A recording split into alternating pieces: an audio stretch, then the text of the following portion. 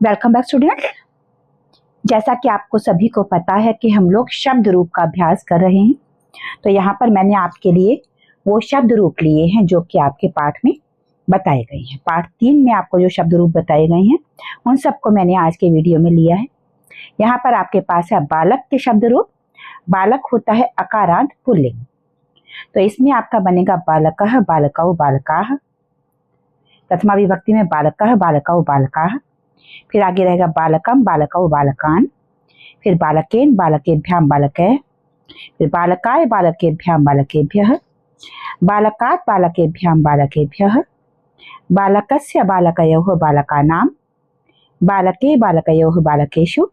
और संबोधन में आपका बनेगा हे बालक, हे बालकौ, हे बालकाः। ये आपके बालक के रूप हैं। इसके बाद आपके बाकी सारे के सारे रूप में आपको एक एक करके कराऊंगी यहाँ से। दूसरे आपको बालिका के रूप यहाँ पर दिए गए हैं, तो बालिका के लिए कैसे करना है आपने, ये बालिका के लिए आप लिखेंगे बालिका, बालिके, बालिकाः। बालिकां, बालिके, बालिकाः। बालिकया, बालिकाभ्याम, बालिकाभिः। बालिकये, बालिकाभ्याम, बालिकाभ्यः। बालिकायाः, बालिकाभ्याम, बालिकाभ्यः। बालिकायाः, बालिकयोः, बालिकानां।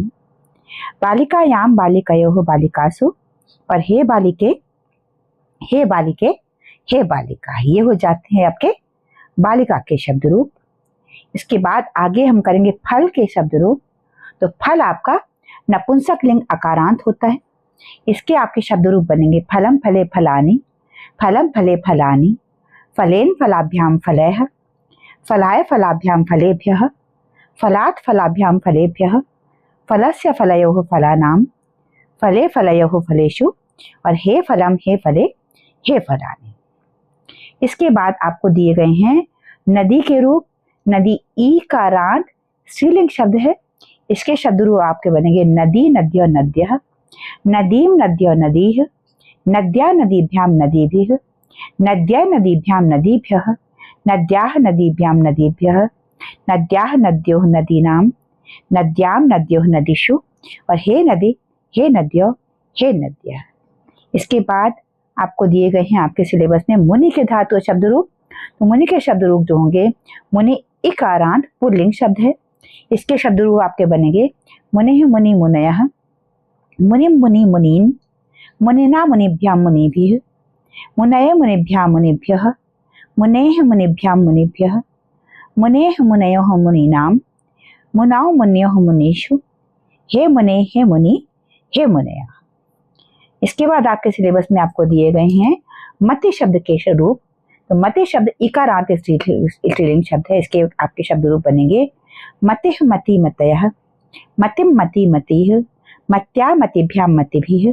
मत्या, मतिभ्याम, मतिभ्यः। मतयः, मतिभ्याम, मतिभ्यः। या फिर मत्याः, मतिभ्याम, मतिभ्यः। उसके बाद मतयः या फिर मत्या, मत्योः, मतीनां। मतो या मत्याम, मत्योः, मतीषु। और हे मते, हे मति, हे मत्यः। इसके बाद जो आपको दिए गए हैं वो हैं वारी के शब्द। वारी जो है ये इकारांत पुल्लिंग शब्द है। तो इसके शब्द आपके बनेंगे वारि, वारिणी, वारिणी। वारि, वारिणी, वारिणी। वारिणा, वारिभ्याम, वारिभिः। वारिणे, वारिभ्याम, वारिभ्यः। वारिणः, वारिभ्याम, वारिभ्यः। वारिणः, वारिणोः, वारिणां। वारिणे, वारिणोः, वारिषु। और हे वारि, हे वारिणी, हे वारिणी। इसके बाद आपको जो शब्द रूप दिए गए हैं वो है धेनु के। धेनु उकारांत स्त्रीलिंग शब्द है।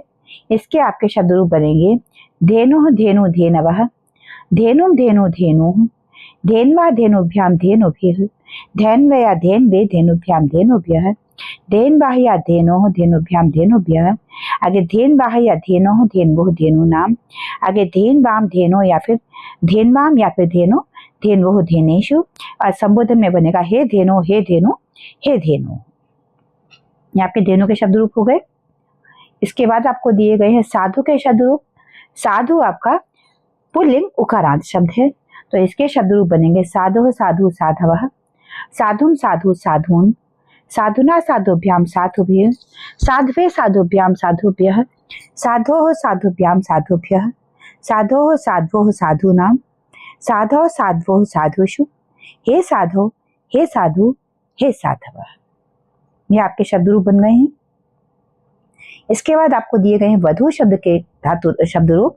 वधु शब्द ऊकारांत स्त्रीलिंग शब्द है। इसके बनेंगे वधु वध्वा वध्वः, वधूम वध्वा वधूः, वध्वा वधूवाम वधूभिः, वध्वे वधूभ्याम वधूभ्यः, वध्वा वधूभ्याम वधूभ्यः, वध्वा वध्वोः वधूनाम, वध्वाम वध्वोः वधूषु, हे वधु, हे वध्वो, हे वध्वः। ये आपके शब्द रूप हो जाते हैं। इनके बाद आपको दिए गए हैं माता शब्द के शब्द रूप। तो इनको आप करेंगे, माता शब्द आकारांत स्त्रीलिंग शब्द है। माता मातरो मातरः, मातरम मातरो मातरः, माता मातृभ्याम मातृभिः, मात्रे मातृभ्याम मातृभ्यः, मातुः मातृभ्याम मातृभ्यः, मातुः मात्रो मातॄणाम, मातरि मातुः मातुषु, हे माते हे मातरो हे मातरः। इसके बाद आपको दिए गए हैं पिता शब्द के शब्द रूप। पिता शब्द या पितृ शब्द अकारांत पुल्लिंग शब्द है। तो इसके बनेंगे पिता पितरौ पितरः, पितरम पितरौ पितॄन्, पित्रा पितृभ्याम पितृभिः, पित्रे पितृभ्याम पितृभ्यः, पितुः पितृभ्याम पितृभ्यः, पितुः पितृः पितॄणाम, पितरि पितृः पितृषु, हे पितः हे पितरो हे पितरः। तो ये सारे के सारे शब्द रूप आपके सिलेबस में दिए गए थे। पार्ट 2 में, पार्ट 3 में आपको कहा गया था कि आपको ये सभी के सभी शब्द रूप पार्ट 3 में कहा गया था तैयार करने हैं। इनके आधार पर ही आपकी पर्चियां बनाई जाएंगी और इन्हीं शब्दों को आपने इनके सही कोष्ठक में रखना था। तो ये सभी के सभी शब्द रूप आप समझ लीजिए। इनके आधार पर ही आप अपनी कक्षा की सारी क्रियाकलाप कर पाएंगे और आसानी से जीत पाएंगे। तो कोई डाउट हो तो आप लोग कमेंट सेक्शन में पूछ सकते हैं। और चैनल अगर आपने अभी तक सब्सक्राइब नहीं किया है तो बहुत जल्दी से कर लीजिए, क्योंकि आपका पूरा का पूरा सिलेबस आपको यहीं पर अवेलेबल होगा। आपकी परीक्षाओं के लिए ढेर सारी शुभकामनाएं बेटे। Have a great day ahead. जय हिंद, जय भारत।